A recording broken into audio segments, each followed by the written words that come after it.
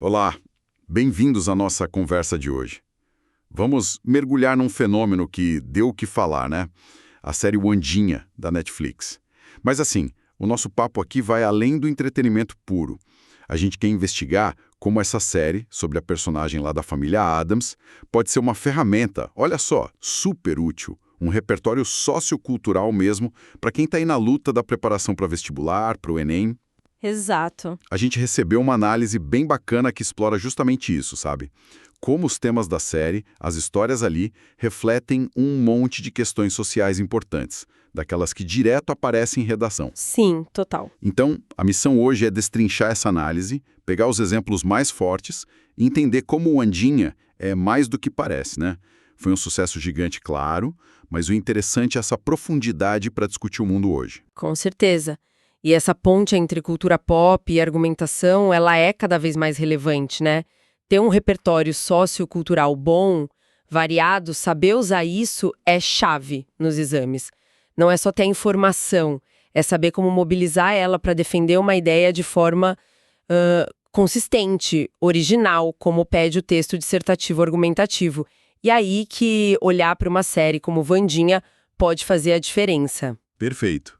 E antes da gente entrar nos temas específicos, só para alinhar todo mundo.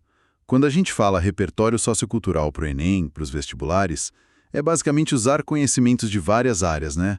História, sócio, filosofia, artes e, sim, cultura pop também, para deixar a argumentação mais rica. Exato. A famosa competência 2 do Enem avalia isso. Isso aí.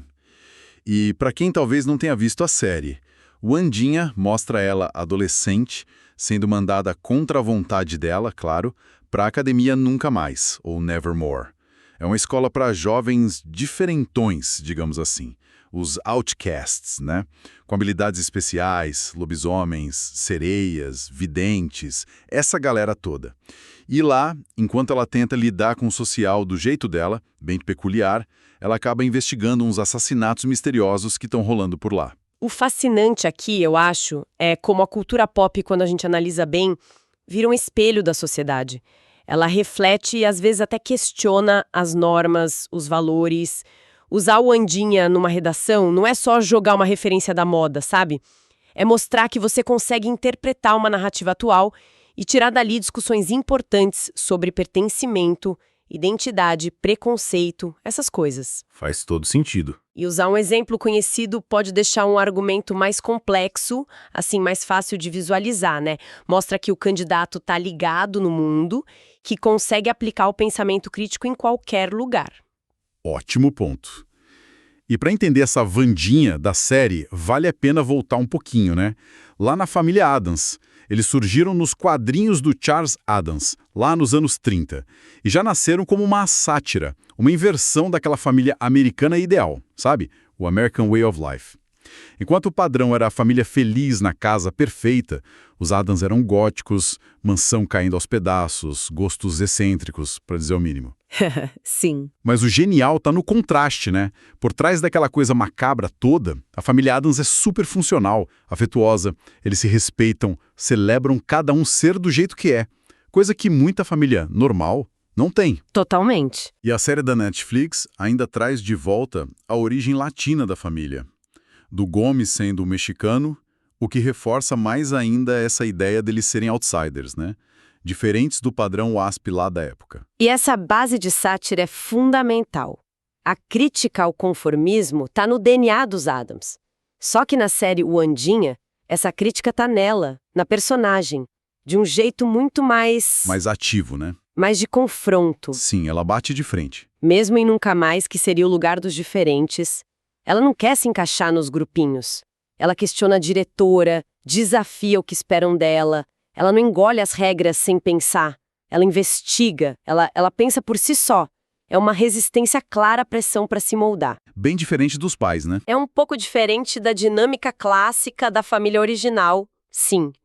Ali, a crítica ao conformismo era mais implícita. Quase uma indiferença cheia de humor.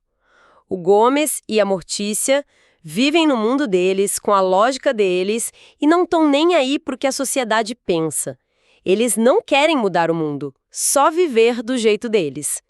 Mas as duas abordagens, a da Wandinha e a dos pais, levantam a mesma questão, né? Essa tensão, ser fiel a si mesmo ou ceder à pressão social para ser igual a todo mundo. Uma pressão que hoje, com rede social e tudo, parece até maior, né? Nossa, total. E essa tensão leva direto para a dinâmica central da série, a relação da Academia Nunca Mais com a cidade vizinha Jericó. Nunca Mais é tipo um microcosmo de diversidade. Junta jovens com todo tipo de habilidade monstruosa. É uma metáfora bem clara para grupos que são minoria ou marginalizados na vida real. Sim, funciona muito bem como metáfora. Só que a série é esperta. Ela não idealiza esse lugar. Mesmo entre os excluídos, tem hierarquia, tem panelinha, tem pressão para se encaixar ali dentro também. O caso da Enid, a colega de quarto da Wandinha, é um exemplo claro disso. Ah, a Enid. Ela é uma lobisomem que não consegue se transformar direito e sofre uma pressão gigante da família, dos outros lobisomens da escola. Ela se sente inadequada por não ser o que esperam dela dentro do próprio grupo. Isso mostra como aceitar a diferença é complicado, né?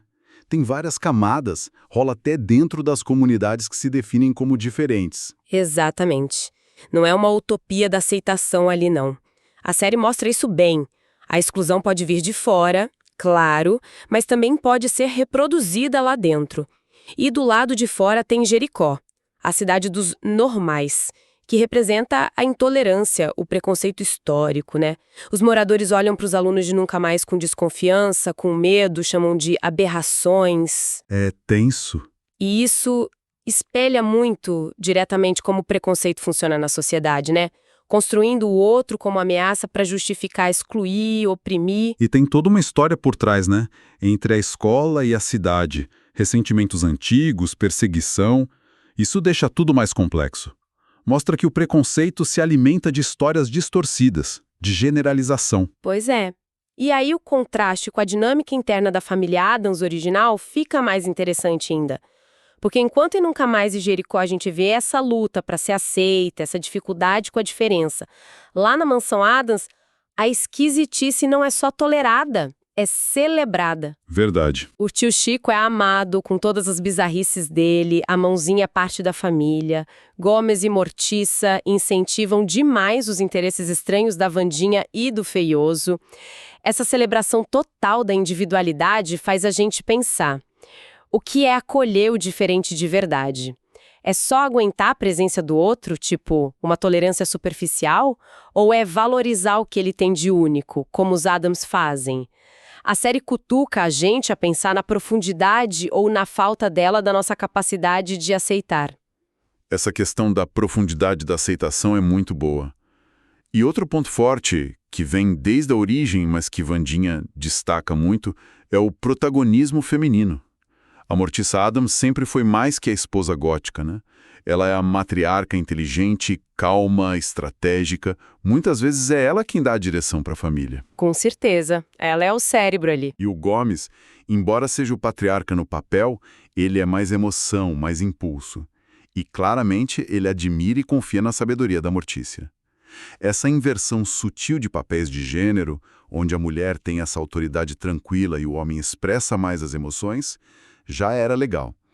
E Wandinha leva isso para outro nível. A protagonista é o centro de tudo. Da ação, da inteligência, da investigação. Ela ofusca totalmente o irmão, o Fioso, em termos de agência, de complexidade. Sim, o Fioso fica bem apagado perto dela. E a série ainda traz outras mulheres fortes, como a diretora Wings, até a avó, que na série da Netflix sugerem que tinham uns negócios, expande esse protagonismo feminino para fora de casa também. Sem dúvida, essa representação de mulheres fortes, complexas, que não são só definidas pelo romance ou pela família, é muito importante. Elas têm poder de jeitos diferentes, intelectual, emocional, estratégico. Isso desafia aqueles estereótipos antigos sobre liderança, sobre o papel da mulher, sabe? Oferecem modelos mais diversos. E é interessante como Gomes, apesar de ser excêntrico, tem um papel de apoio emocional muito forte para Mortícia e para Wandinha, subvertendo aquela imagem do homem provedor, mais fechado. É verdade. E olha só, falando em desafios a normas e discussões sociais atuais, a série também entra numa outra questão bem importante, especialmente na segunda temporada: a apropriação cultural. Tem uma cena específica que mostra isso muito bem. Ah, sim. Aquela da festa em Jericó, né? Do Dia de los Muertos. Essa mesma. A cidade organiza um festival que tenta imitar a estética do Dia de los Muertos, mas de um jeito totalmente Superficial, né? vazio. Sim, vira quase um Halloween temático. Exato. Pegam uma tradição mexicana com um significado profundo sobre memória, ancestralidade, comunidade e transformam num show visual para consumo dos normais. O Gomes e o Feoso, que têm ascendência mexicana na série, vão lá e a desconexão é total. Eles percebem na hora a falta de respeito e de compreensão da essência daquilo.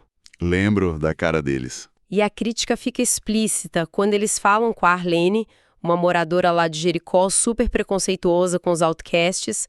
Ela tá usando coisas da cultura mexicana totalmente fora de contexto. Aí vem a fala do Gomes cheia de ironia. Admiro a arrogância com que se apropriam de outra cultura. E ela nem percebe, né? Claro que não. Ela acha que é elogio. Essa cena é um comentário direto sobre como símbolos, práticas de culturas minoritárias são muitas vezes roubados por grupos dominantes, esvaziado do significado original e vira produto, vira entretenimento raso. É um debate muito atual sobre respeito, poder e identidade cultural. Fica bem claro mesmo como a série usa esses momentos para levantar discussões maiores. Então tá, trazendo tudo isso para quem está ralando para escrever uma boa redação. Como é que dá para usar esses temas todos? A crítica ao conformismo, aceitação versus intolerância, papéis de gênero diferentes, apropriação cultural. Como é que isso entra na prática? O ponto principal é não só jogar a referência. Não é só dizer, como na série Wandinha. Tem que articular o exemplo, sabe? Desenvolver a ideia. Isso.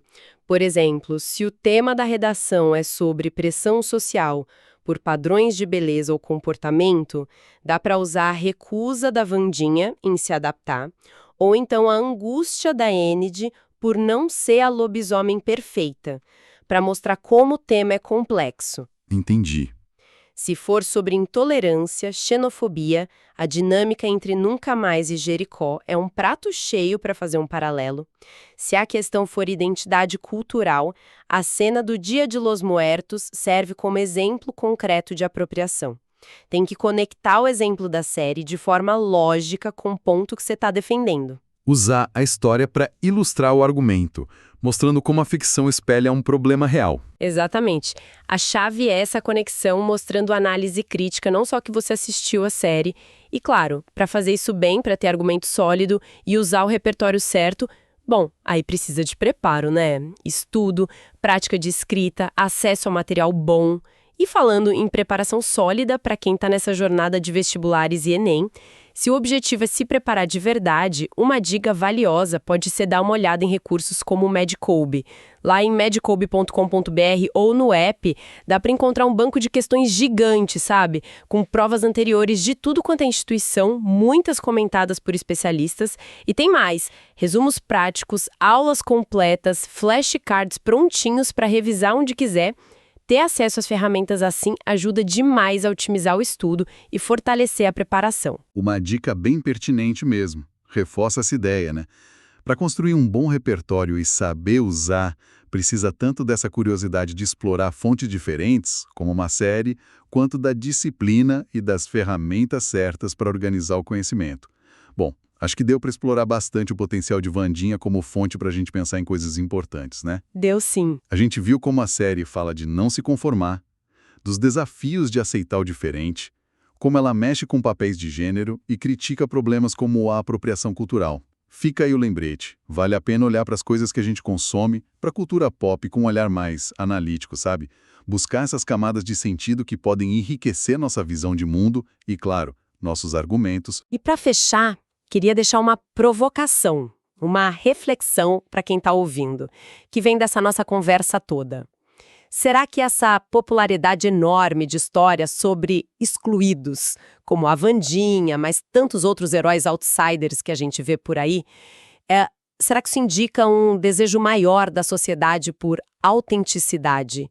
Uma vontade de quebrar padrões num mundo que parece cada vez mais igual, principalmente online, com toda essa pressão para se encaixar? Boa pergunta. Ou, por outro lado, será que o fato dessas histórias de rebeldia virarem produtos de consumo de massa, fenômenos globais, acaba diluindo o potencial crítico delas? Será que neutraliza aquela transgressão original? É uma questão complexa, né? Sobre cultura, mercado, sociedade. Excelente ponto para a gente continuar pensando. Deixa a conversa no ar. Com essa reflexão, então, a gente encerra a nossa análise de hoje. Muito obrigado pela companhia e até a próxima.